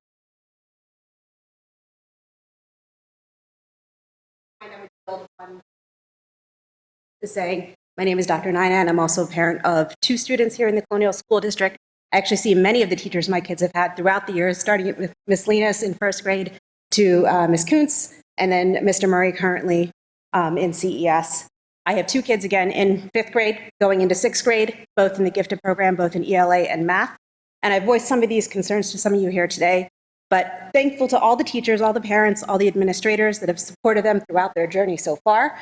But again, I want to reiterate the concern going into the middle school and especially into the 6th grade, because it sounds like there is a lot of differentiation that happens when you get into 7th and into 8th and potentially into the high school, but want to make sure and ensure the transition into the middle school, they are equally supported and equally challenged moving forward. And I want to make sure that because what I found is for my kids, and it sounds like from talking with some of the other parents, is that if they are not, they get bored, they fall behind, they get disengaged. And that's what we're trying to avoid here. So we want to make sure that they are challenged. One of the ways in talking with some of the other parents in CES that we've seen happen is that there's a cohorting of kids that are of a certain level of, whether it's in math or English, a certain level, essentially. Doesn't have to be gifted necessarily, but in a lot of cases in CES, it is gifted. There are 20-some kids in my children's classroom, and they're both in different classrooms. The majority of those students are the gifted kids that then go see Mr. Murray at some point. So there is this enrichment and advancement in the gifted classroom, but I also feel that there is that level of advancement even in the regular core classroom that happens because the teachers are teaching to a certain level of students that helps them advance, that helps them not get bored, even in the core classes, and it challenges them further. And I want to ensure that happens going into the 6th grade and well beyond that. Again, it's a concern and would love to learn more about how that's getting happen and pulled through even in the 6th grade. Appreciate the time. I just wanted to mention, and oh, never mind, I'll wait. Differentiated instruction, as you heard a lot today, is at the forefront of the teaching and learning that takes place daily in the Colonial School District. And I think Mrs. Burke and I would both agree, if anybody wants to have transition meetings with your and about your students of giftedness, we would certainly do that. And that is something we do hear you saying, and obviously something that we can do better about between the 5th and 6th grade transition. I will say I have, sorry to interrupt, I have requested a meeting, and I feel like the meeting that I had, not feel very, I feel like I was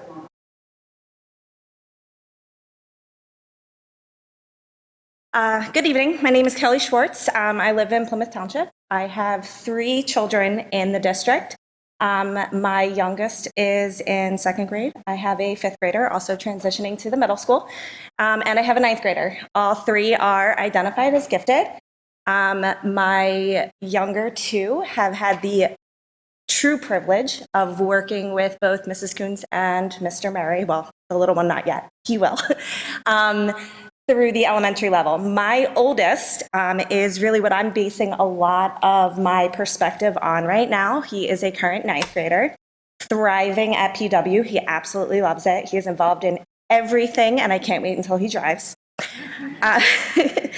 But he was identified at the end of 5th grade, so we had no previous gifted curriculum experience with him going into the middle school. So we had nothing to base it off of. His personal experience was that he was back when the course was a 1-trimester course. He lost out on an elective that he really kind of wanted to take, but I said, no, you're going into gifted. We just got you tested. This is what you're taking. He almost pulled out by his 8th grade year just because he didn't want to lose another elective class. But then he did decide to stay in the program for 8th grade. He did not feel challenged. I kept hearing, next year he'll have harder work. Next year he'll have to study. I can tell you that by 8th grade, he had some math homework and he had to study for Latin because my kid was crazy and took Latin. And that was it. He is now in all honors courses at the high school. He is finally learning how to study. He is finally being challenged.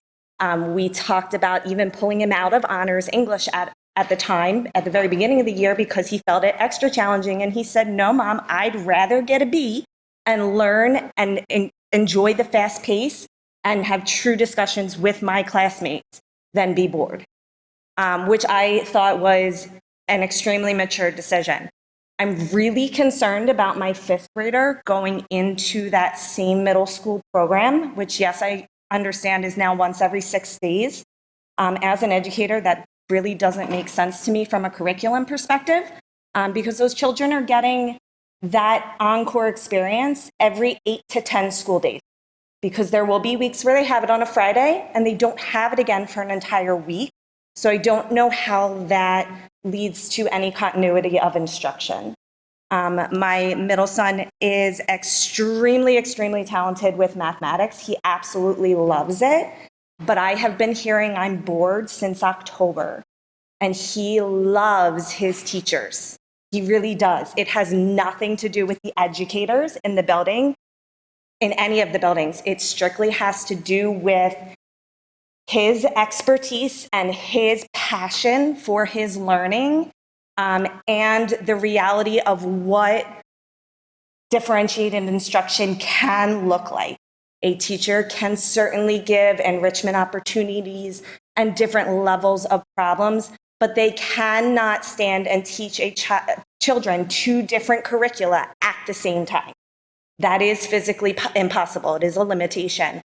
So I have also questioned what we can do. I did get the same, my child would have to take a course, take a test to prove that he knows 6th grade math.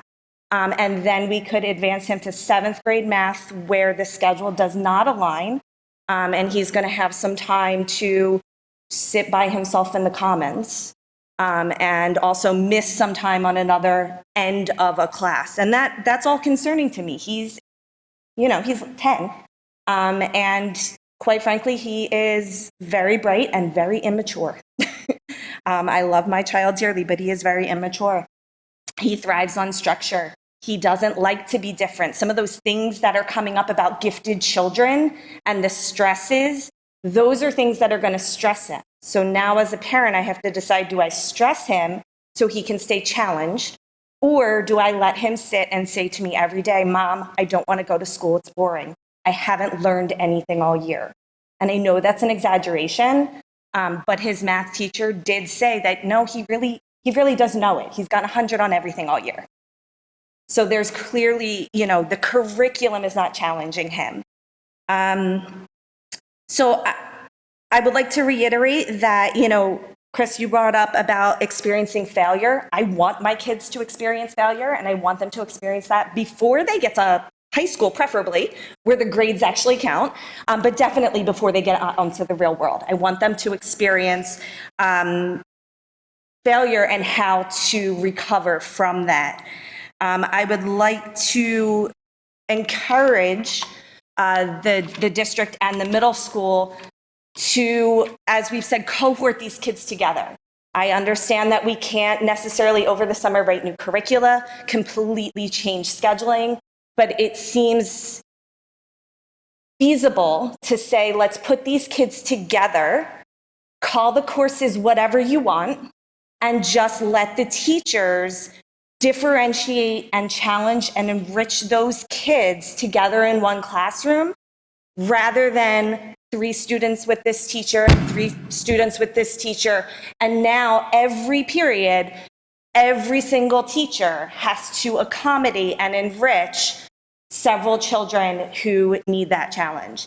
And certainly our gifted children are previously identified as having that level, but there are plenty of other children who might fit into that higher level math class cohort or that higher level ELA cohort.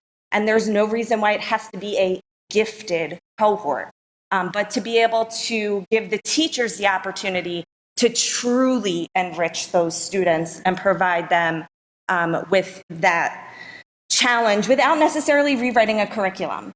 We do have the advanced 7th and 8th grade math. There's nothing else for those kids until they get to 9th grade.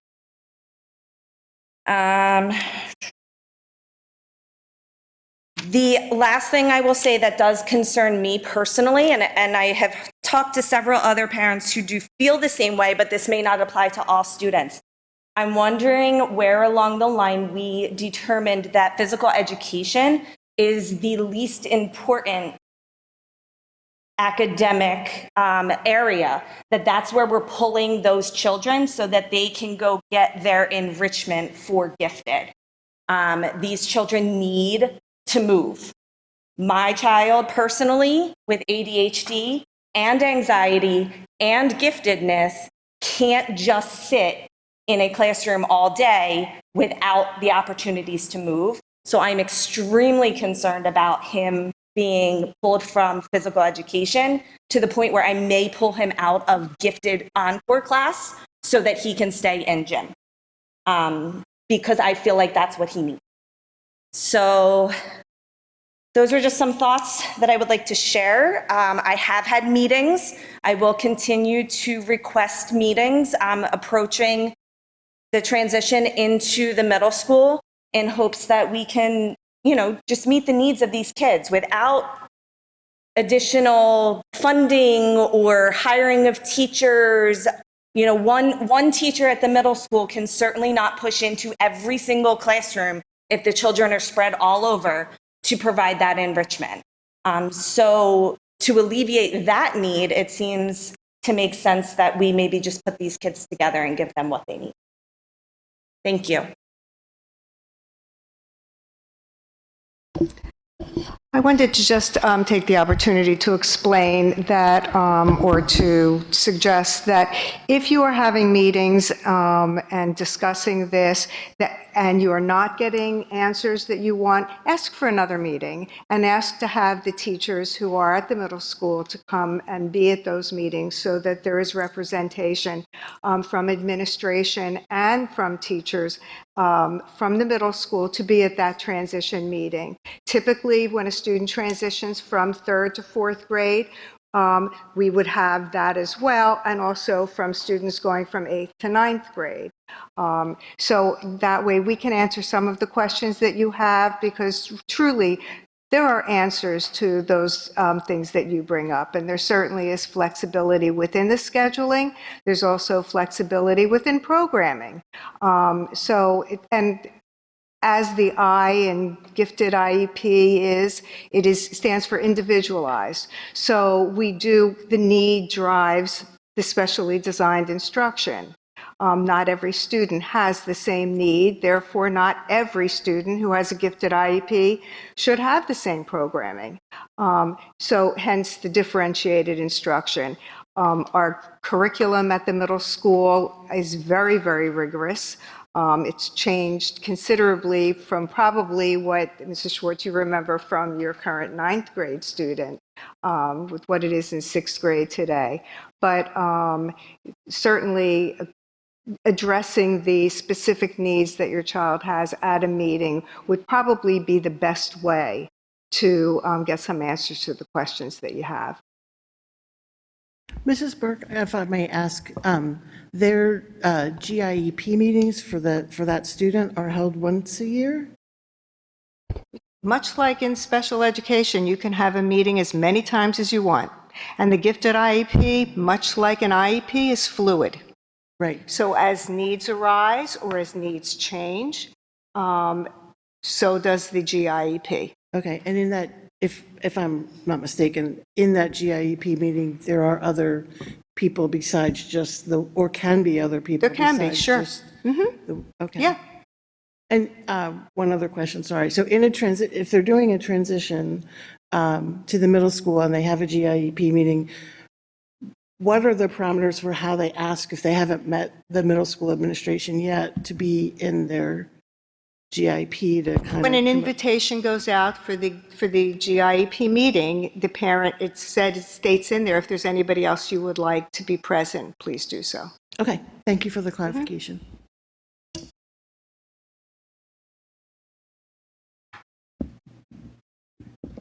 Hi, my name is Mary Beth McCatchy, and I have 3 current children in the gifted program, 1 at the middle school, and 1 here in the 4-5 school, and 1 in 3rd grade.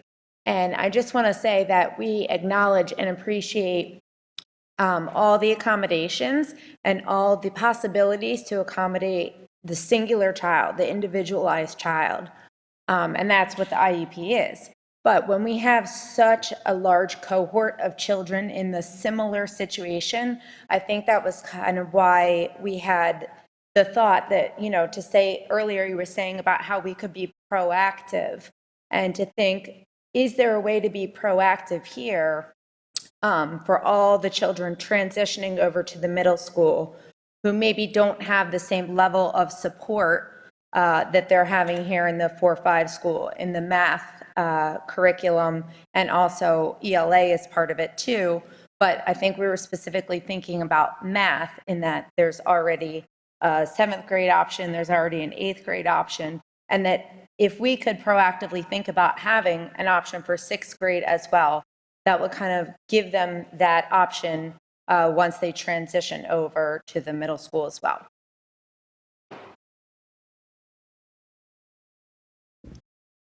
I'll just share, as a parent, I have a 10th grader who had the same conundrum as you when he was in 5th grade. I have a current 5th grader riding up, so I'm happy to talk to you guys and share my experience with them as they've gone through that math program and how the schools met their needs after the meeting, if you'd like to. And I'd also encourage our parents, first, thank you all for sharing. We appreciate your transparency and for sharing this information with us. It's super helpful. And we do have our special education supervisors here, and so, if requesting a meeting or working through our supervisors to request a meeting fits your needs, please make sure that you communicate this evening, and obviously the teachers are here as well.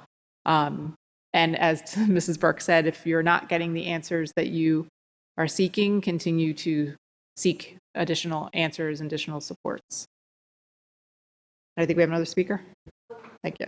My name's Kate Clark, White Marsh Township. I have a first grader, fourth grader, and seventh grader. All identified as gifted. Did not plan to speak tonight. I've also taught gifted in a local district for 22 years. And I just am so thankful for this district and for the people sitting over there. They have helped my children. I've watched an evolution of the programming at CMS, and I was vocal in that I didn't like it one trimester a year. And that came from my son. He wanted it to be an all-year situation. He's really happy to have it all year long. He's blossoming. He is in that seventh grade honors type situation for math. Loves it. And I do also have a child who will most likely be twice exceptional. He's in first grade right now. He needs that emotional support. That's actually an area that I think our district should invest in, is, more emotional support at the lower levels. And finally, I think that we should invest more into the gifted programming. I would love to clone all three of those people. 4, I haven't met you yet. That would be wonderful. And I would like you to take a look at their caseloads. I type GIPs for a living. It's a lot of paperwork. And there are state laws for caseloads for a purpose. And the less that they have to do on the computer paperwork, the more face time they have with our children and with the classroom teachers to help them differentiate. Thank you.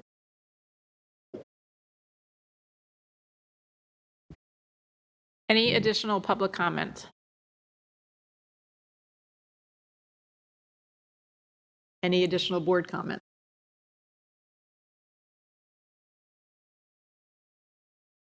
All right. Seeing none, just want to thank everyone for being here, again, for sharing about the conferences. It really does keep us grounded and motivated and inspired in the work that you're doing. So thank you. That being said, meeting's adjourned. Thank you.